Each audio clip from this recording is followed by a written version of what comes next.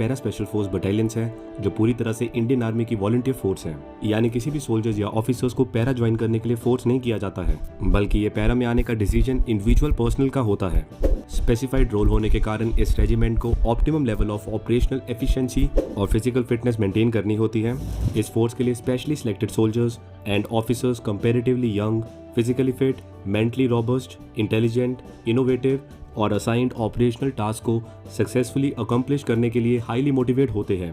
Para commando बनने के लिए आपको बस फिजिकली स्ट्रांग होना काफ़ी नहीं है, इवन ये बोला जा सकता है कि फिजिकली फिटनेस से काफ़ी ज़्यादा इंपॉर्टेंट है पर्सनल का मेंटली रोबस्ट होना। क्योंकि भले ही आप कितने भी फिजिकली स्ट्रांग हो, पर ट्रेनिंग में आपकी बॉडी एक टाइम पर गिव अप कर देगी और इस समय वही कमांडोज अपने आप को आगे जाने के लिए पुश कर पाएंगे जो मेंटली स्ट्रांग होंगे। एक और इम्पॉर्टेंट एस्पेक्ट होता है जिसके बेसिस पर यह डिसीजन लिया जाता है कि प्रॉबी को पैरा स्पेशल फोर्स का हिस्सा बनाना है कि नहीं, और वो है इंस्ट्रक्टर्स की इंस्टिंक्ट फीलिंग। अगर इंस्ट्रक्टर्स को लगता है कि particular probationer para special force के लिए फिट नहीं है तो उसको सिलेक्ट नहीं किया जाता है। पैरा यूनिट में अप्लाई करने के मेनली 2 तरीके हैं। पहले बात करते हैं ऑफिसर की, प्री कमिश्निंग। जेंटलमैन कैडेट्स को पैरा ऑप्ट करने की first opportunity Indian military academy और ऑफिसर्स ट्रेनिंग एकेडमी में प्री कमिश्निंग ट्रेनिंग के दौरान मिलती है। कैडेट्स के पास चॉइस ऑफ रेजिमेंट फिल करने का ऑप्शन होता है जिसमें वो अपनी प्रेफरेंस फिल करते हैं, पर क्योंकि पैरा की वैकेंसीज काफी लिमिटेड होती है इसलिए आपका एकेडमी में हाई मेरिट में होना जरूरी हो जाता है। जिन जीसीस को पैरा अलॉट होती है उनको भी एक पेरेंट रेजिमेंट दी जाती है ताकि अगर वो किसी कारण से प्रोबेशन क्लियर नहीं कर पाते हैं तो वो अपनी पेरेंट रेजिमेंट ज्वाइन कर सके।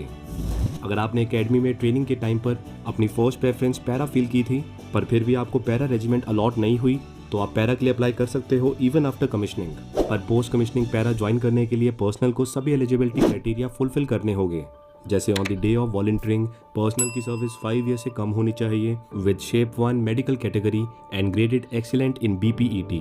अब अगर रैंक बिलो ऑफिसर्स की बात करें तो पहले आर्मी रैली रिक्रूटमेंट के दौरान ही आउट परफॉर्मेंस को पैरा ऑप्ट करने का ऑप्शन दिया जाता था, जिसके लिए उनका स्पेशल फिजिकल एग्जामिनेशन भी होता था। पर अब अग्निपथ स्कीम के आने के बाद से अग्निवीर्स को डिफरेंट पैरा यूनिट्स में एग्जैक्टली किस तरह से इंडक्ट किया जाएगा इसको लेकर कोई ऑफिशियल अनाउंसमेंट नहीं है। पैरा के लिए वॉलंटियर फॉर्म फिल कर देने से कोई पैरा कमांडो नहीं बन जाता, बल्कि अभी तो असली सफर की शुरुआत हुई है। पैरा कमांडो बनने से पहले किसी भी सोल्जर्स या ऑफिसर्स को डिफरेंट फेजेस कंप्लीट करने होते हैं, और अगर किसी को डायरेक्टली एकेडमी से पैरा अलॉट हुई है या फिलहाल उसने अपनी पेरेंट रेजिमेंट से अप्लाई किया है फॉर पैरा एज वॉलंटियर, तो इसका मतलब है एटलीस्ट उसने पहले फेज को तो कंप्लीट कर लिया है, that is basic military training. Elite para का हिस्सा बनने से पहले ये जरूरी है कि आप भारतीय सेना का हिस्सा हो, जिसके लिए आपको ट्रेनिंग और ब्रांच के अकॉर्डिंग बेसिक मिलिट्री ट्रेनिंग को कंप्लीट करना होता है, और इस ट्रेनिंग को कंप्लीट करने के बाद ही आपको इंडियन आर्मी में कमीशन मिलता है।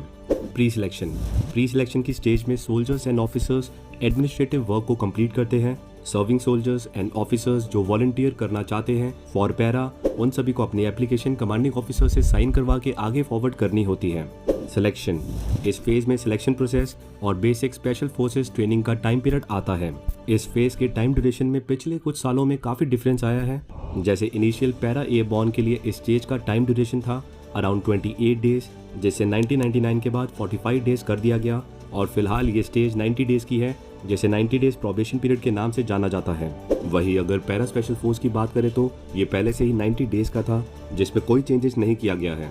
पर हाँ, यहाँ पर यह बताना जरूरी है कि पैरा स्पेशल फोर्स का प्रोबेशन पीरियड और intensity as per para unit differ करती है।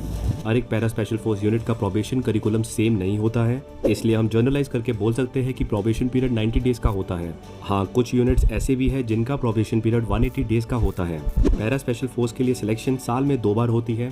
प्रोबेशनर्स को प्रोबेशन पीरियड के दौरान कई एक्सट्रीम फिजिकल और मेंटल टेस्ट के थ्रू टेस्ट किया जाता है, जिसके कारण इसका ड्रॉप आउट रेट काफ़ी हाई है, और जो प्रोबेशनर ड्रॉप आउट या एलिमिनेट होता है उन सबको उनकी पेरेंट रेजिमेंट में भेज दिया जाता है।